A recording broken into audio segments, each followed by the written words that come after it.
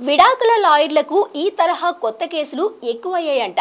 తెలిసి తెలియని వయసులో విడాకుల కోసం కోర్టెక్కడం కామన్. కానీ ఇప్పుడు ట్రెండ్ మారింది. జీవితాన్ని సంపూర్ణంగా చూసేశాక అమ్మమ్మ తాతయ్య కావలసిన వయసులో విడాకుల కోసం కోర్టెక్కడం ఇప్పుడు ఒక సరికొత్త ట్రెండ్గా నడుస్తోంది.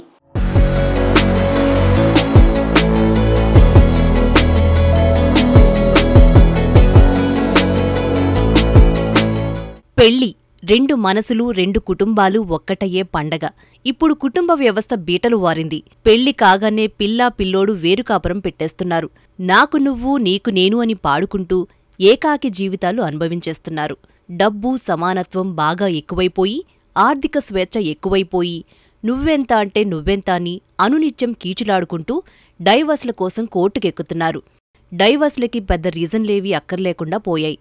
నా ఇన్స్టా రీల్కి లైక్ కొట్టలేదు అని ఒక విడాకులు, తాను ఎప్పుడూ స్విగ్గీ జొమాటో అంటూ ఆర్డర్లు పెడుతుంది, ఇంట్లో కిచెన్ ఎక్కడుందో కూడా తెలీదు అని మరో విడాకులు, మా ఆయన గురకపడతాడు, నాకు విడాకులు కావాలి అని ఒక కేసు కనిపిస్తున్నాయి. పిల్లలు ఇలా తలతిక్కగా వ్యవహరిస్తుంటే పెద్దలు ఏమి చేస్తున్నారు అన్న క్వశ్చన్ మీకు వస్తుంది కదూ.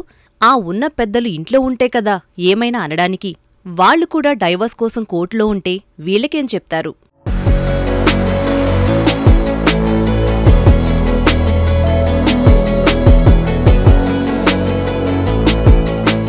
పెద్ద వయసు వాళ్లు డైవర్స్ తీసుకోవడం ఇప్పుడు ఒక ట్రెండ్గా మారిపోయింది. పిల్లలకి బుద్ధి చెప్పాల్సిన వయసులో డైవర్స్ కోసం తామే క్యూలో నిల్చుంటున్నారు కొంతమంది పెద్దలు. Grey divorce, silver స్ప్లిట్టర్స్, late life divorce అని 50 దాటిన వాళ్లు విడాకులకు తొందరపడుతున్నారు. గతంలో కన్నా దాదాపు 45% పెద్దవాళ్లు విడాకులు తీసుకోవడం పెరిగిందట.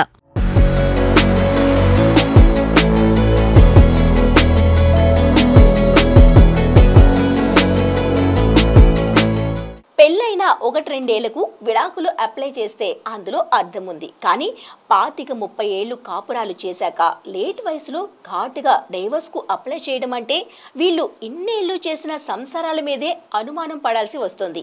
ఈ లేట్ వయసు విడాకులకు సినీ సెలబ్రిటీస్ మంచి ఊపునిస్తున్నారు. సైఫ్ అమృత, కమల్ హాసన్ సారిక, హృతిక్ సుసానే, తాజాగా ఏఆర్ రెహమాన్ సైరాబాను విడాకులు వివాహ వ్యవస్థ మనుగడపై అనుమానాలు కలిగిస్తోంది. ఇన్నాళ్లు విదేశాల్లో ప్రముఖులకు మాత్రమే ఇది సాధారణం అనుకునేవారు. మిగతా వాటి మాదిరి విడాకుల సంస్కృతి కూడా దిగుమతి అయినట్టుందని అనుకునే పరిస్థితికి మనం వచ్చేశాం అనిపిస్తోంది.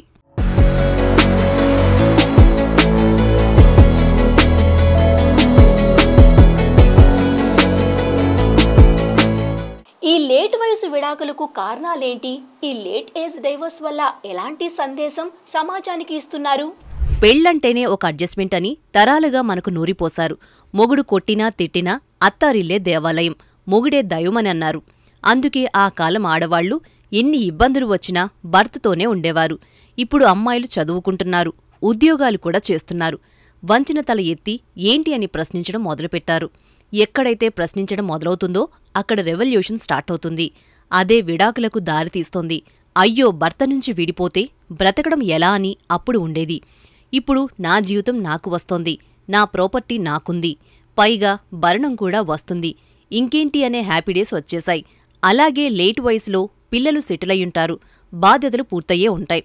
అందుకే తమ మనసుకి నచ్చినట్టు బ్రతికేయడానికి ముందడుగు వేస్తున్నారు. ఇదే లేట్ విడాకులకు మంచి కారణంగా నిలుస్తోంది.